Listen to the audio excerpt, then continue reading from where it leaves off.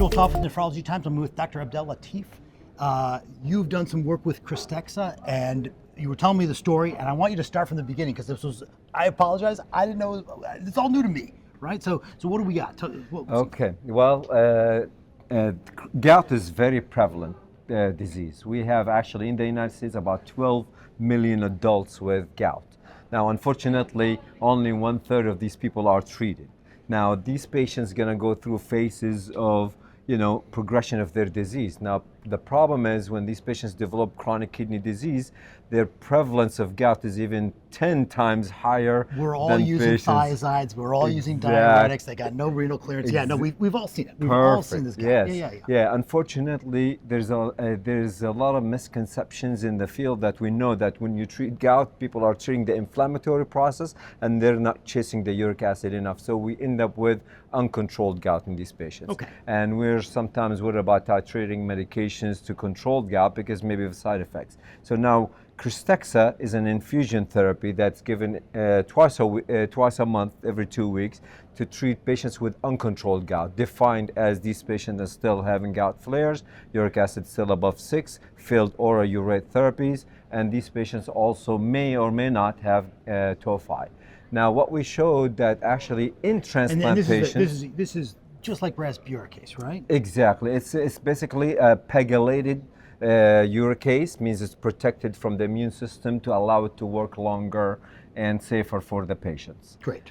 So we did, as we discussed a little bit earlier, that these patients, unfortunately, when we're given the original medication without immunomodulation, only 42% of the patient responded. But we were able to show that if you immunomodulate, but the reason is interesting because they form antibodies. Yes, anytime you give a biologic, you expect the immune system to form antibodies against the drug and neutralize the drug and increase the risk for lack of efficacy, but also increase immune reactions during the infusions. And so these people, once they develop these antibodies, they can't take the drug again. Unfortunately, when they develop the antibodies, they're like you give an immunization. They know the drug, they can get neutralize it. Now, the interesting thing in transplant patients, I told you the prevalence is 10 times higher in chronic kidney disease patients. It's 13 times higher to have gout in patients with transplant. You're saying the calcineurin inhibitors just promote this uric acid? Yes, we know that calcineurin inhibitors cause hyperuricemia in all transplant patients. Decrease clearance by the kidney.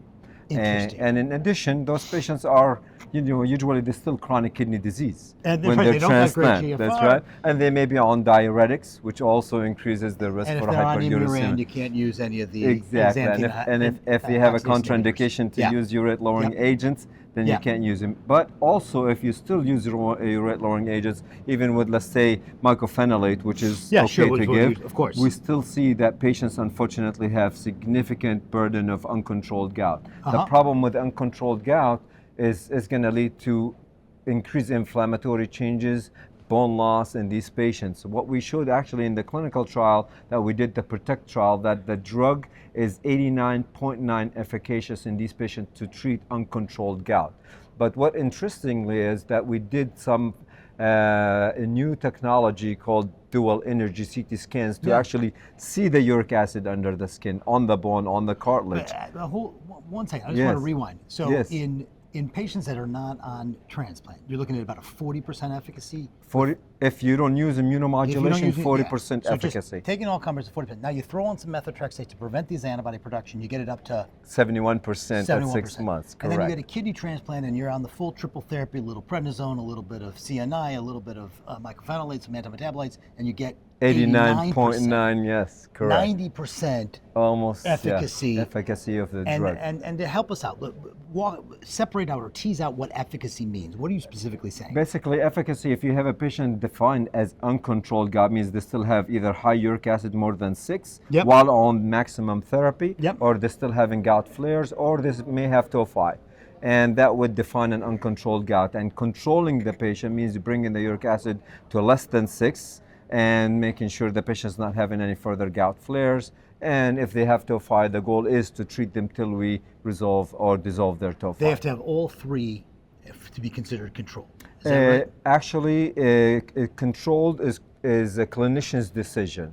If my patient is Fair enough. flaring, I may treat him These for are the 2 thi- years. Okay, so these are the Or- people. That's these correct. These are the criteria that people are going to use. The physicians are going to use to determine control. Definitely. Okay, okay, and so we're at 90% or just about 90% in transplant patients with. Okay, great. Now you were talking about this dual X-ray. Yes, so one of the tests that we use, new technology, is dual energy CT scanner. Just to make it simple, the same CT scanner that checks calcium scoring for heart Sure. patients, with different software, we can detect the uric acid deposition in the body.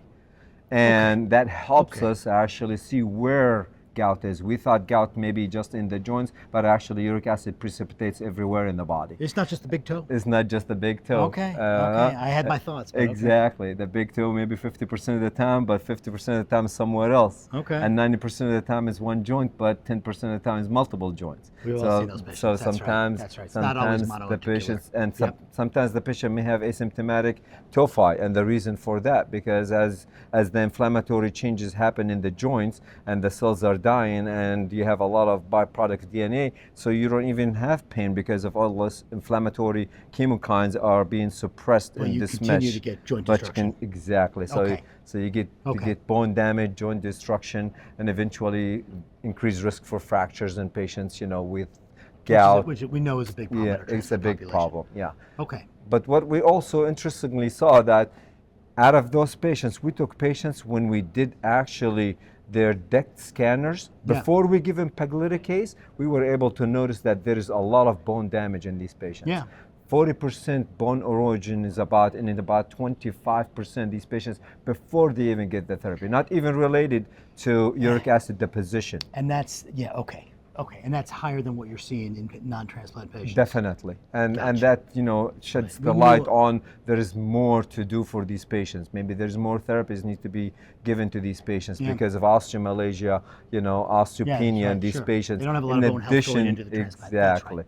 Yeah, and the longer they have the transplant, exposure to steroids and Sure, other things sure, that sure. provoke bone damage, these patients will need higher level of care, more attention to treat all comers that contribute to their damaging their bones, basically gout, steroids, aging.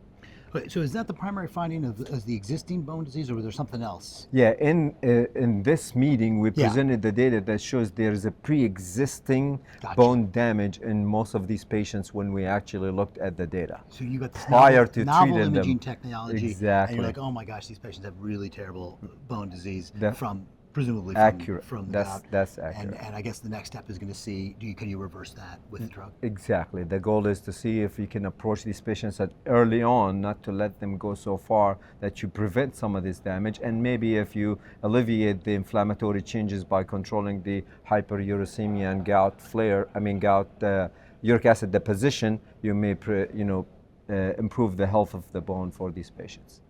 Outstanding. Hey, that was delightful. Thank you. Thank you. Thank you for teaching me, right? Like, I feel like I'm smarter now.